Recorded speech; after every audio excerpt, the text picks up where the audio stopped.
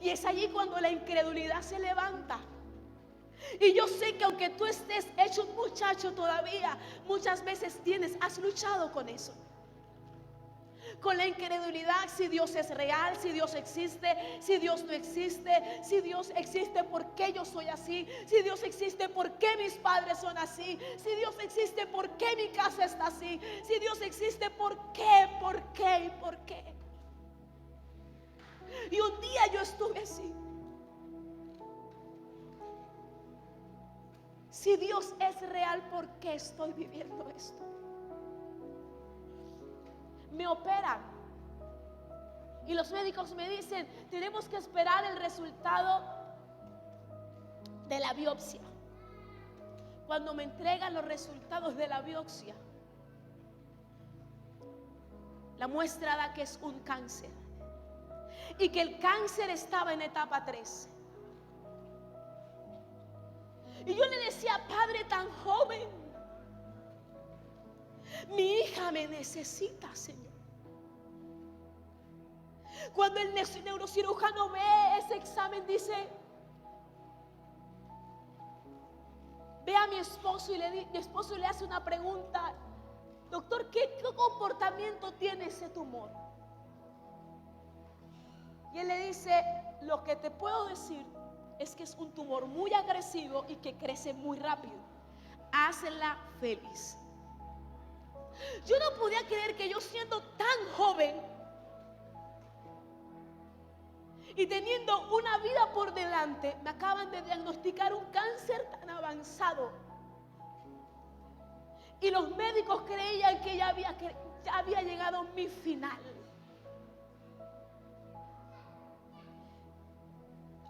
Yo me levanté y le dije al neurocirujano, ¿sabes una cosa? Eso no va a crecer, porque yo no tengo nada. Y yo me fui de ese lugar pero destrozada, llorando. Y le dije en mi corazón, en mi espíritu, porque no lo hablé, no se lo dije a nadie. Le dije, si tú eres real, dame una palabra y yo me aferro de esa palabra y no me suelto. E inmediatamente me escribe una chica y me dice, ¿sabes una cosa? Yo no sé por qué estás viviendo, pero el Espíritu Santo de Dios me acaba de decir que no ha llegado tu final, sino que es el principio de todo lo que Dios tiene preparado para ti.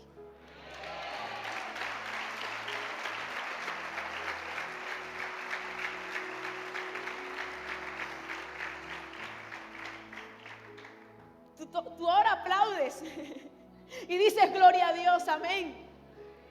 Pero yo me sentía mal. Yo sentía que la vida se me iba. Yo me sentía débil, sin fuerzas. Los médicos siempre me daban el peor diagnóstico, pero yo tenía una palabra. Y comencé a atravesar una batalla horrible. Y cuando digo horrible es porque comencé a escuchar palabras que me decían, maldice a tu Dios. Ese Dios que le predicas, ese Dios que le sirves, que le ha servido toda tu vida, vamos, maldícelo. Él no es real, Él no existe. Y yo me salía del cuarto y le decía a mi hermana, a mi mamá, a mi esposo, Dios no es real. ¿Dónde está el Dios que yo he predicado? ¿Dónde está el Dios que yo he testificado? ¿Dónde está el Dios que yo le he servido toda mi vida? ¿Dónde está ese Dios? Y comencé a tener esas batallas de incredulidad. Los años pasaban y nada sucedía. El médico le dice a mi esposo, hay que hacer una quimio, hay que hacer un trabajo de oncología, que ya pasa al departamento de oncología y yo ya aquí no puedo hacer más nada. Cuando voy al oncólogo, el oncólogo me dice, tienes que ir donde el radiooncólogo. Cuando pasa donde el radiooncólogo, un día antes yo había tenido un sueño con un hombre y el hombre me llevaba a celebrar algo. Cuando yo llego al consultorio médico, sorpresa para mí, que el hombre con el que había soñado era el médico radiooncólogo. Y él me dice, vamos a hacerte otro examen, vamos a descartar. Me hacen el examen y se dan cuenta que el tumor no era un grado 3, sino un grado 2. Pero aún así dicen, hay que hacerte radio, hay que hacerte quimio. El oncólogo dice, no le voy a hacer quimio, que se haga solamente radio. El médico me dice, te la voy a hacer, pero quiero que sepas que, porque como a mí me habían operado, no me sacaron todo el tumor. Me operaron 2 veces y el tumor no pudieron sacarlo. Y el doctor me dijo, te vamos a hacer todos los tratamientos oncológicos, pero el tumor que te quedó ahí nunca va a desaparecer. Lo que vamos a hacer es que no crezca, pero eso no va a desaparecer. Yo tuve otro sueño y en el sueño yo veo una visión y en la visión me dicen, el grado es que morirá. Y yo me levanté creyendo que el grado de ese cáncer era que él iba a morir. Que yo no iba a morir, que yo iba a vivir, iba a contar las maravillas de Dios y que lo que iba a morir era ese cáncer. Pero aunque yo creía eso, yo iba a mi cuarto, lloraba y yo escuchaba voces que me decían, maldice a tu Dios, Dios no es real, Dios no existe. Tú le has servido toda tu vida, toda tu juventud se la has dado a Dios y ahora estás enferma de cáncer, no puedes cargar a tu hija, no la puedes atender y eso era una crisis diaria durante 3 años.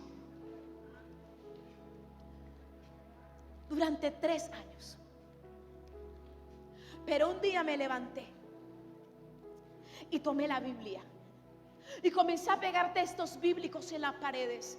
Y me levanté sobre la Biblia y le dije, Padre, aunque yo sienta que la vida se me va, yo necesito que tú ayudes a mi incredulidad. Y él comenzó a hacerlo. Comenzó a darme sueños y sueños de otras personas, de mucha gente que yo no conocía y después las veía. Situaciones que ya Dios me mostraba que iban a suceder, muchas cosas. Y mi incredulidad comenzó a desaparecer. Y comencé a creer. Y un día me encerré en el cuarto y levanté mis manos.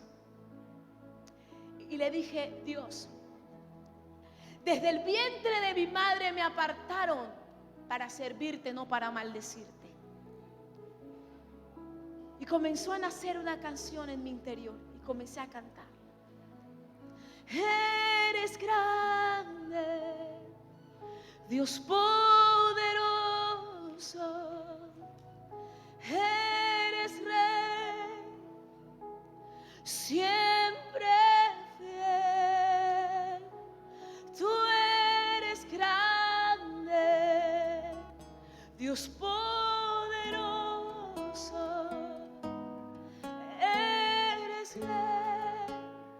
Siempre fiel. Y yo cantaba y yo adoraba a Dios, que Dios era grande, que Dios era poderoso. Pero las voces me decían, maldícelo, Él no es real. Te han operado 2 veces y no te lo han podido sacar. Estás enferma, no puedes atender a tu hija. Es mentira, Dios no existe, Dios no es real. Pero yo en medio de la incredulidad, yo decidí cantar. Yo decidí alabar. Porque sabes que cuando tú levantas una alabanza y tú levantas una adoración en medio de la incredulidad y en medio de la crisis y en medio del dolor y en medio de la enfermedad, eso se levanta como un clamor al cielo. Un clamor es un grito. Y cuando tú decides cantar, en vez de estar criticando, en vez de estar quejándote, en vez de estar juzgando, en vez de estar diciendo tantas preguntas, tú decides, yo voy a creer, yo voy a levantar mis manos, yo voy a alabar, que aunque yo esté mal, que aunque yo me sienta mal, que aunque yo vea lo que vea, Dios es verdad, Dios es real, Dios es grande, Dios es poderoso, Dios existe, Dios es verdad.